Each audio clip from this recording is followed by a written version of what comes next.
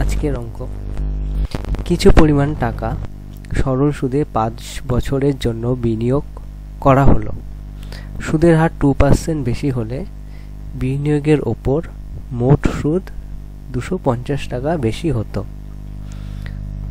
এবার হচ্ছে যে বিনিয়োগের পরিমাণ কত। আমরা উত্তরে চলে যাই। আমাদের একটা রুলস আছে, শর্টকাট নিয়ম।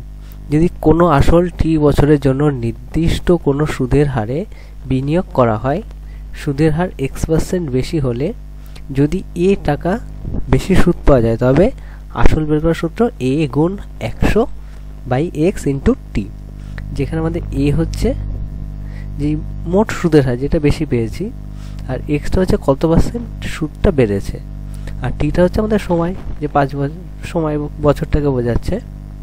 তাহলে সেখান থেকে দেখো এর মান হচ্ছে 250 গুণ 100 বাই, আর এক্স এর মান হচ্ছে 5, সরি এখানে একটু ভুল আছে, এক্স এর মান হচ্ছে 2 আর টি এর মান 5। দেখো এটাকে যদি আমরা কাটাকাটি করি, তাহলে সেখান থেকে আমরা পাবো 2500 টাকা। তাহলে এখানে আমাদের আসলটা হচ্ছে 2500 টাকা।